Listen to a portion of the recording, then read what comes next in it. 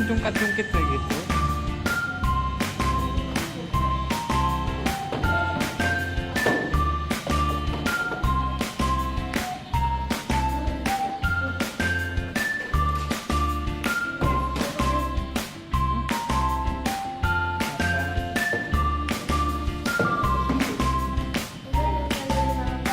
Tempelin ke wajah Pian.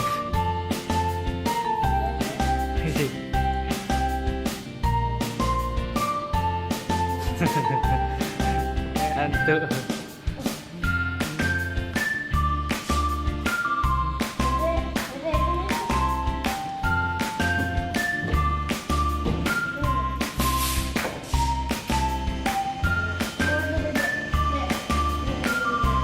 Pelan-pelan aja.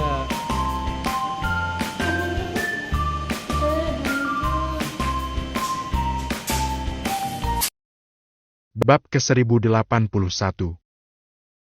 Bab 1081. Suara gumaman halus menyatu dengan udara di ruang keluarga yang hangat.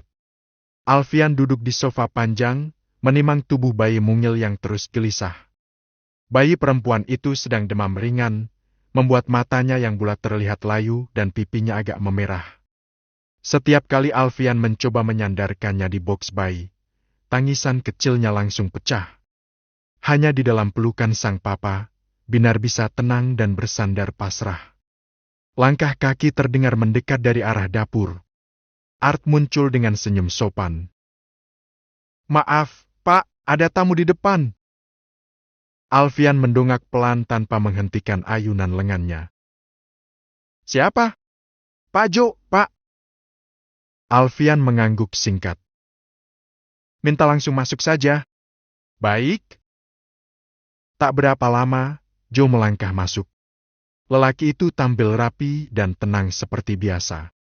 Namun, alih-alih langsung menghampiri Alfian, langkahnya terarah menuju wastafel kecil yang terletak di sudut dekat ruang makan. Ia mencuci tangannya hingga bersih, mengeringkannya dengan tisu, baru kemudian melangkah mendekati Alfian. "Kenapa si kecil?" tanya Joe seraya melirik bayi di pangkuan Alfian. "Demam ringan dari semalam," jawab Alfian sambil mengusap lembut punggung bayinya. "Agak rewel, maunya ditempel terus." Ia menatap sahabatnya heran. "Tumben kesini tidak mengabari dulu?" Joe menyunggingkan senyum tipis, menyandarkan punggungnya di sandaran sofa sebelah. "Lebih tepatnya kebetulan lewat daerah sini. Sekalian mau melihat bagaimana repotnya seorang Alfian Setio Darmawan mengurus anggota keluarga baru. Yang ini sepertinya lebih banyak drama dibanding kakak-kakaknya dulu." Keluh Alfian, meski Binar kasih sayang terpancar jelas dari matanya. Joe terkekeh pelan. Pandangannya bergulir ke sudut ruang keluarga yang luas.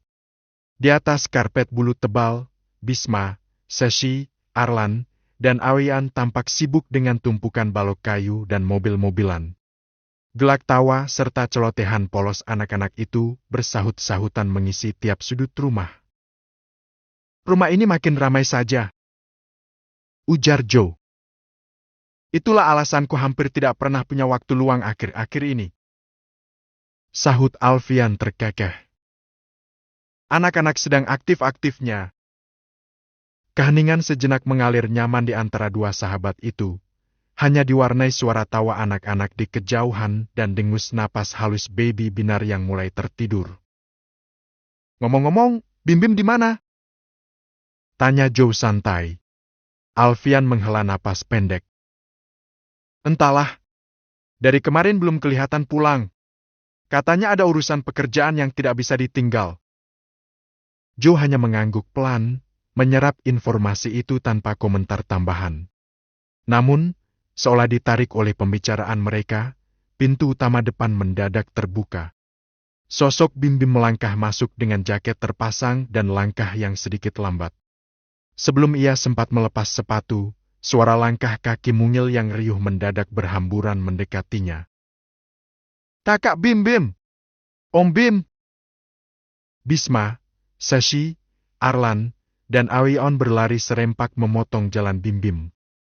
Pemuda itu menghentikan langkahnya, lalu refleks memosisikan tubuhnya berjongkok di atas lantai. Wajahnya yang semula tampak lelah berubah hangat dalam sekejap saat melayani adik dan keponakan-keponakannya itu.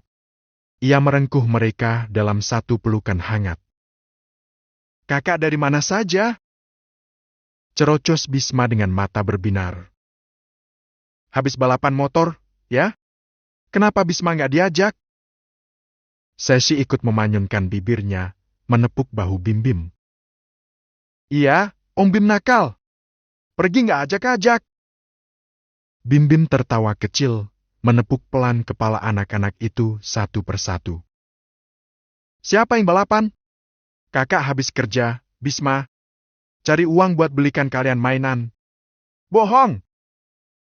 sahut Bisma tak percaya, namun tetap memeluk leher Bim Bim erat. Nggak boleh ngomong gitu. Nggak sopan." "Kau tegur Bim Bim." "Maaf," ucap Bisma. "Terus kalau nggak balapan, kakak dari mana? Habis jalan-jalan sama kakak Yasmin?" "Enggak. Nanti aja kakak ajak jalan-jalan lagi. Sekarang kalian main aja ya. Kakaknya mau istirahat." "Siap, Komandan," jawab anak-anak itu serentak. Setelah membagi perhatian dan menenangkan protes anak-anak, Bim Bim kembali berdiri. Ia menyuruh mereka melanjutkan permainan, lalu memutar pandangannya ke arah ruang keluarga. Langkah Bim Bim seketika membeku. Pandangannya tertancap lurus pada sosok Joe yang sedang duduk di sofa, menatapnya lurus dengan raut wajah yang sulit ditebak. Rasa bersalah dan malu mendadak menghantam dada Bim Bim bagaikan pukulan berat. Keputusannya menyudahi hubungan dengan Yasmin secara sepihak kembali membayang, membuat lidahnya mendadak terasa keluh. Namun, Bim Bim berusaha menguasai dirinya. Ia menarik napas panjang, memaksakan kakinya bergerak melangkah menuju sofa tempat dua pria dewasa itu berada. "Pa?" Bim Bim mengangguk pada Alfian, lalu beralih menyalami tangan sahabat papanya itu. "Dari mana saja kamu 2 hari ini?" tanya Alfian langsung, mengamati wajah putranya yang tampak sedikit tertahan. "Ada urusan pekerjaan, Pa, agak menyita waktu," jawab Bim Bim singkat, berusaha tetap tenang. Alfian mengangguk tipis, tidak curiga. Bim Bim yang merasa atmosfer di sekitarnya makin menghimpit segera mengambil langkah mundur. Pikirannya melayang pada luka memar di tubuhnya akibat kejadian beberapa waktu lalu yang masih harus ia sembunyikan dengan rapi. "Kalau begitu, aku ke atas dulu ya, Pa, Om, mau istirahat." Bim Bim memutar tubuhnya, melangkah terburu-buru menuju deretan anak tangga yang mengarah ke kamarnya di lantai 2. Setiap langkahnya terasa berat, berharap ia bisa segera menghilang dari jangkauan pandangan Joe. "Bim Bim, tunggu!" Suara berat dan penuh wibawa dari Joe mendadak menggelegar di ruang keluarga, memotong keheningan. Kaki Bim Bim membatu tepat di anak tangga pertama. Pemuda itu mematung, menahan napasnya di udara tanpa berani memutar tubuhnya kembali. Panggilan bernada dingin itu menghentikan pergerakan Bim Bim seketika. Pemuda itu mematung di anak tangga pertama. Jantungnya berdegup kencang. Dengan perlahan, ia memutar tubuhnya kembali menghadap ke arah ruang keluarga, berusaha menguasai raut mukanya agar tampak biasa saja. "Iya, Om?" tanya Bim Bim pelan. Joe tidak langsung menjawab. Ia hanya menatap Bim Bim lurus-lurus dengan kedalaman mata yang sulit ditebak. "Duduk dulu sebentar. Om mau bicara." Alfian yang masih merengkuh binar di pangkuannya menoleh bergantian pada dua pria itu. Menyadari ada pembicaraan serius yang butuh ruang, Alfian mengusap pelan punggung bayinya. "Kalian ngobrol saja dulu. Papa bawa Binar ke kamar, kasihan dia makin mengantuk," ujar Alfian seraya bangkit berdiri. Ia sempat menepuk bahu Bim Bim singkat sebelum melangkah menjauh. "Jangan begadang lagi, Bim Bim." "Iya, Pa." Begitu Alfian menghilang di balik lorong menuju kamar utama dan fokus anak-anak kembali terserap oleh permainan balok kayu di sudut karpet, suasana di ruang kel Warga terasa jauh lebih hening. Bim Bim melangkah ragu, lalu mendaratkan tubuhnya di sofa, tepat di seberang tempat duduk Joe. Tatapan lelaki itu membuatnya merinding, lebih menyeramkan dibanding menghadapi dosen galak di kampus. Terima kasih sudah menyempatkan